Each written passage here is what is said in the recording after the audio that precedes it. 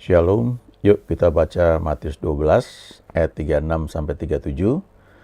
Tetapi aku berkata kepadamu, setiap kata sia-sia yang diucapkan orang harus dipertanggungjawabkannya pada hari penghakiman.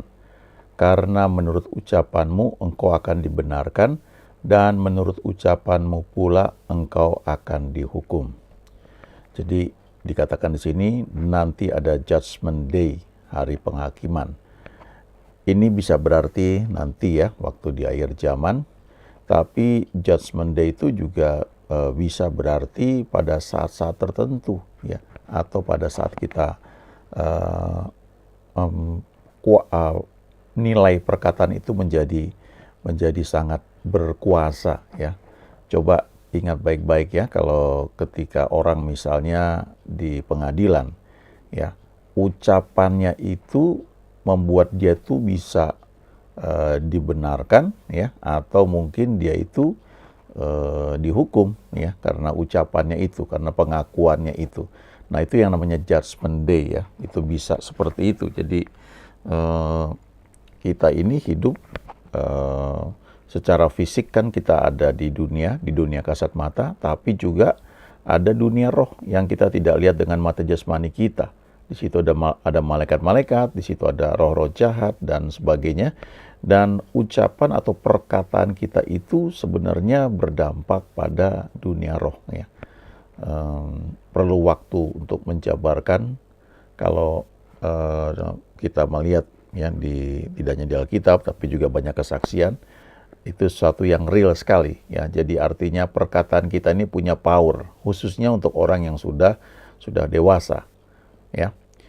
Kita lihat Lukas 6 ayat 45.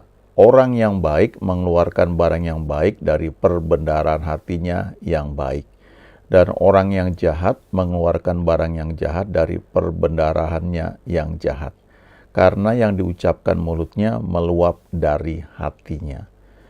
Itu sebabnya di kitab Amsal dikatakan, jagalah hatimu dengan segala kewaspadaan, karena dari situlah terpancar kehidupan.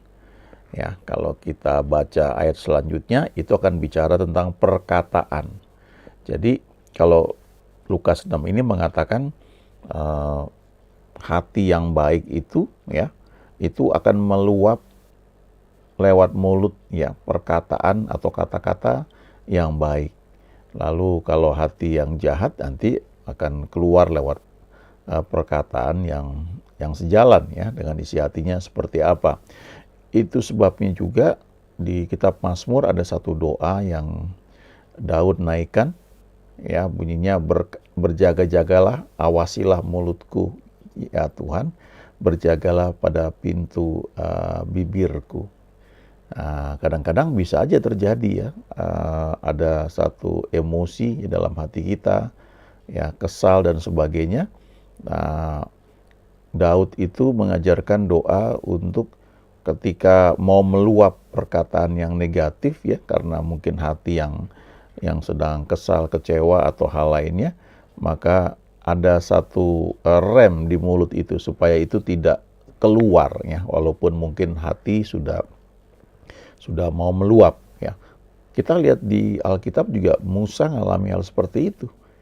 Dikatakan di kitab Mazmur itu ketika hatinya pahit, ia teledor dengan perkataannya. Ya, jadi awalnya hatinya tuh pahit, lalu nggak tahan, akhirnya keluar dari mulutnya perkataan yang harusnya dia nggak ucapkan, dan itu menunjukkan ada kesombongan, ya, dan akhirnya gara-gara itu dia tidak boleh masuk tanah perjanjian. Nah, hidup kita ini kan kita berinteraksi dengan banyak orang, ya, kita nggak bisa kendalikan orang lain, kita nggak bisa selalu berharap orang lain seperti yang kita harapkan. Tapi kita bisa jaga diri kita ya, hati kita ya, jangan seperti Musa menjadi pahit. Padahal ini orang yang sangat lembut hatinya, lebih lembut dari semua orang yang ada di muka bumi pada saat itu ya. Tapi toh dia bisa pahit hatinya dan kemudian teledor dengan kata-katanya. Hati yang pahit itu akhirnya mengeluarkan kata-kata yang negatif, dan itu berdampak pada Musa tidak bisa masuk tanah perjanjian. Kita lihat ayat yang lain lagi. Roma 10 ayat 10. Nah, ini ayat yang sangat penting ya. Tentu semua ayat penting, tapi ini menyangkut tentang mekanisme bagaimana keselamatan, kesembuhan, berkat, pemulihan itu terjadi. Dari Roma 10 ayat 10 dikatakan, karena dengan hati orang percaya dan dibenarkan, dan dengan mulut orang mengaku dan diselamatkan. Dikatakan di sini, ketika seorang itu percaya ya kepada Tuhan Yesus ya, maka orang itu dibenarkan ya. Itu hati ya, yang menentukan ya, sikap hati.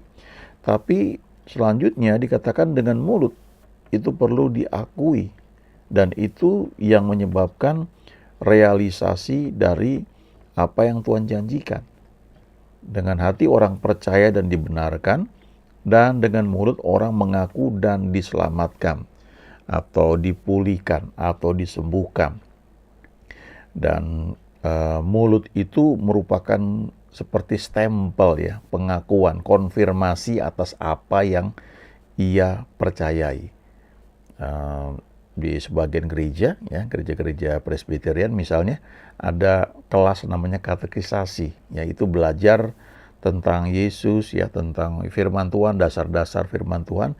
Lalu di ujung katekisasi itu ada yang setahun ya, ada yang mungkin berapa bulan, ada yang berapa minggu. Kalau misalnya mau menikah belum ada surat CD ya, itu perlu katekisasi. Lalu di ujung katekisasi itu ada namanya pengakuan percaya, yang mengaku akan Yesus ya.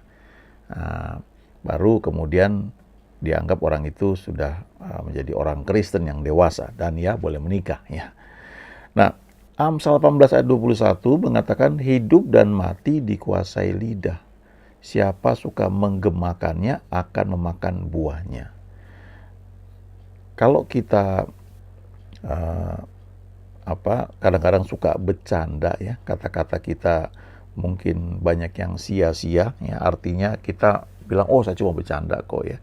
Itu akhirnya kata-kata kita itu menjadi powerless ya, menjadi tidak berkuasa, karena sering kita menganulir istilahnya ya, membatalkan ya apa yang sudah kita ucapkan karena perkataan kita berubah.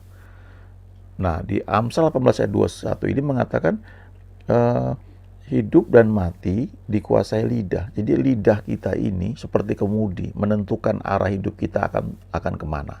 Siapa suka menggemakannya? Menggemakannya artinya mengucapkannya berulang-ulang. Ya, jadi memenuhi pikiran kita. Itu akan menjadi dominant thoughts ya, menjadi pikiran yang dominan. Karena perkataan yang kita ucapkan berulang-ulang, maka kita akan makan buahnya. Kita mungkin pernah baca kisah perempuan yang sakit pendarahan ketika dia mau menjamah ujung jubahnya Yesus. Itu firman Tuhan berkata begini, dia sudah mendengar berita-berita mengenai Yesus. Nah, jadi saya percaya di situ timbul satu iman, satu kerinduan juga untuk dia bisa sembuh. Kalau orang lain bisa sembuh oleh Yesus, saya juga mau dong. Tapi tiba-tiba muncul satu pengertian ya, dan itu mendorong dia itu untuk bertindak, yaitu menjamah ujung jubahnya Yesus. Saya percaya itu Roh Kudus menggerakkannya. Tapi dikatakan sebelum dia menjamah itu dikatakan begini, sebab katanya, ini dalam hatinya, sebab ia berkata dalam hatinya, asal ku jamah jubahnya aku akan sembuh. Nah, jadi itu salah satu bentuk ekspresi iman ya. Dia ngomong pada diri dia sendiri, asal saya bisa pegang nih saya akan sembuh. Jadi itu dia katakan berulang-ulang, lalu tindakannya dia realisasikan. Dia usaha dan dia jamah ujung jubah Yesus itu. Jadi dari hati yang percaya, lalu dia mulai ucapkan berulang-ulang, ya, menguasai pemikirannya, kemudian dia bertindak. Tindakannya itu karena dilakukan dengan iman, menyebabkan ada power yang keluar dari tubuh Yesus dan menyembuhkan dia. Ya. Penting sekali kita bertindak dalam iman. Ya. Saya baca di internet ya, ini ada kutipan yang bagus ya, doa pagi ya. Hidup dan mati dikuasai lidah. Kata apa yang sering kita ucapkan ke anak kita, nah ini penting sekali ya. Kadang-kadang orang tua mungkin karena kesal ya, ini anak nggak berubah, dasar pemalas ya, anak tidak bawa untung dan sebagainya. Wah, itu tanpa sadar kalau kita ucapkan kayak begitu ya, itu akan membentuk masa depan anak kita ya. Ingat kisah mengenai Yabes ya. Yabes itu dikatakan bahwa waktu dia lahir dia membawa kesakitan bagi ibunya. Jadi mungkin sungsang barangkali ya, lahirnya susah. Jadi ibunya sengsara, lalu begitu keluar ibunya bilang, aduh kamu nih bawa penyakit, kamu bawa susah buat hidup saya, kamu nih bawa sial. Udah kasih nama Yabes aja ya, man of sorrow, yang orang yang penuh dengan ya hal-hal yang negatif ya, kesukaran, kesedihan, penyesalan ya, atau bisa dikatakan juga sebagai pembawa sial. Nah, itu melekat dalam hidupnya. Orang itu, anak itu akan seperti itu. Tapi kita baca di kitab Tawarik bagaimana ketika dia mengenal Tuhan, dia berseru kepada Allah Israel dan dia bilang, kiranya engkau memberkati aku berlimpah-limpah, kiranya engkau memperluas daerahku, tanganmu menyertai aku sehingga kesakitan tidak menimpa aku ya, dan ada perlindungan dalam hidupku. Dan dikatakan bahwa Allah mengabulkan permohonan doanya. Akibatnya dia lebih dimuliakan daripada saudara-saudaranya. Jadi perkataan ibunya itu yang membuat kutuk dalam hidupnya ternyata bisa dipatahkan ya. Sehingga ketika dia berseru kepada Tuhan, justru hasilnya dia diberkati lebih daripada saudara-saudaranya yang lain. Nah, kita belajar di sini hati-hati ya. Perkataan yang kita ucapkan kepada anak-anak kita itu membentuk masa depan mereka ya. Saya ingat ada seorang yang ketika dia SMP, dia ketemu guru bahasa Inggris yang mencela dia ya. Ketika dia mulai membaca teks bahasa Inggris, gurunya ngejek dan dia bilang dalam hati dia, gua nggak suka nih bahasa Inggris, dan nilainya jelek terus. Tapi satu ketika dia menghadapi satu situasi waktu dia sudah lulus ya, sudah lulus SMP, lulus SMA, dia menghadapi situasi ketika dia butuh untuk ngerti bahasa Inggris, nggak ada yang nolong dia, temennya nggak tolong dia, lalu ada orang lain yang tolong dia, lalu dia punya tekad, saya mesti jago bahasa Inggris. Karena hari ini dia sangat jago fasih dalam berbahasa Inggris. Ya, jadi perkataan itu menentukan arah hidup kita itu kemana ya. Kita lihat lagi Amsal 11 ayat 11. Berkat orang jujur memperkembangkan kota, tetapi mulut orang fasik meruntuhkannya. Nah, ini bicara banyak ya. Bicara kalau misalnya kita lihat di satu wilayah, kota, daerah ya, atau provinsi atau negara ya, ada orang jadi leader, jadi hebat gitu ya. Negeri itu, negara itu berkembang ya luar biasa ya. Sama ya seperti kita di Indonesia ini ya. Tuhan pakai presidennya Jokowi sehingga ini negeri berkembang luar biasa ya.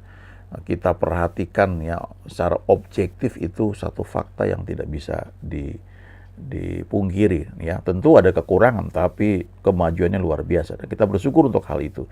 Nah, tapi mulut orang-orang fasik ini bisa meruntuhkannya. Jadi hoax yang disebarkan tuh bisa menggerogoti ya. Orang yang tadinya mungkin sudah percaya, lalu karena perkataan orang-orang fasik negatif itu bisa meruntuhkan ya. Nah, itu danger sekali. Itu sebabnya kita harus jaga hati kita ya, perkataan kita. Nah, dalam kehidupan keluarga juga begitu ya. Kalau ada satu keberhasilan ya di rumah tangga, kita perlu jaga itu. Jangan sampai perkataan orang fasik ya, perkataan negatif, mana bisa, nggak cukup lah, mana mungkin gitu ya, kamu nggak berhasil dan sebagainya gitu. Itu meruntuhkan apa yang sedang atau sudah dibangun ya. Dalam hidup kita juga begitu ya. Kita mungkin sudah hidup benar, lalu berkat Tuhan mulai datang, tapi kalau mulut kita ini seperti orang fasik ya, perkataannya negatif, maka itu bisa runtuh ya. Jadi hati-hati sekali ya. Didoain orang sembuh juga, lalu habis itu jangan bicarakan lagi yang negatif. Nanti bisa balik lagi ya. Ada satu lagu yang terkenal nih ya. Give thanks with a grateful heart. Give thanks to the Holy One. Give thanks because He's given Jesus Christ, His Son. And now let the weak say, I am strong. Let the poor say, I am rich, because of what the Lord has done for us. And now let the weak say, I am strong. Let the poor say, I am rich, because of what the Lord has done for us. Give thanks. Ucapkan syukur senantiasa dengan hati yang penuh ucapan syukur, ya. Berterima kasihlah dengan hati yang penuh ucapan syukur. Ucapkan terima kasih kepada Yang Kudus, ya, karena Dia telah memberikan Yesus Kristus anaknya. Lalu lihat ya, ini bagian referennya. And now let the weak say, I am strong. Apa artinya? Biarlah yang lemah berkata, aku kuat. Let the poor say, I am rich. Biarlah yang miskin berkata, aku ini kaya. Because of what the Lord has done for us. Karena apa yang Tuhan telah kerjakan dalam hidup kita. Jadi ini ajakan untuk berkata positif. Walaupun sedang lemah, ayo katakan, aku kuat. Walaupun faktanya saat ini miskin, kekurangan, katakan bahwa aku kaya. Ya, karena Tuhan sudah kerjakan itu buat kita. Ada banyak janjinya di Alkitab yang bisa kita baca, kita renungkan. Tapi poinnya adalah, ayo katakan hal yang positif. Kalau baca kisah mengenai Gideon, dia penakut sebenarnya. Tapi waktu malaikat Tuhan berjumpa dengan dia, malaikat Tuhan ini berkata, Tuhan menyertai engkau, hai pahlawan yang gagah berani. Ya, padahal dia penakut. Tapi ucapan itu membuat Gideon itu menjadi berani. Nah, kita perlu jaga perkataan kita. Ada kutipan lain di internet ya, ini menarik sekali. Yang dikatakan begini, the scripture says in Yoel 3 ayat 10, ya, ayat Alkitab berkata di Yoel 3 ayat 10, let the weak say I am strong. Ya, biarlah yang lemah berkata aku kuat. And the poor say I am rich. Dan yang miskin berkata aku kaya. Jadi lagu tadi diambil dari ini, Yoel 3 ayat 10. That is to say, itu maksudnya, you should not speak negatively. Ya. Artinya kamu itu jangan berkata yang negatif, jangan berkata dengan negatif.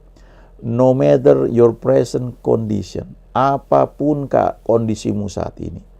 So, jadi dare to speak and act positively at all times. Beranilah berkata-kata dan bertindak secara positif setiap saat, ya. Karena kata-kata itu ternyata membentuk dunia kita. Ya, words create your world, ya. Perkataan yang kita dengar, baik yang kita ucapkan atau perkataan dari luar yang kita izinkan mengisi pikiran kita, menjadi dominant thought, menjadi pikiran yang dominan, itu akan membentuk dunia kita, mengarahkan hidup kita. Kalau kita bilang selalu negatif, gue emang nih kayaknya sial mulu ya, kita ketemu lampu merah, cari parkir susah, jalanan macet ya, bensin hampir habis ya, mau beli bensin, pokoknya kayaknya sial terus. Nah, itu akan jadi kayak begitu, ya. Dan itu secara psikologi terbentuknya seperti itu tuh dipelajari, memang ada ternyata ya. Jadi mari berkata positif, jaga perkataan kita supaya berkat Tuhan terjadi dalam hidup kita. Amin.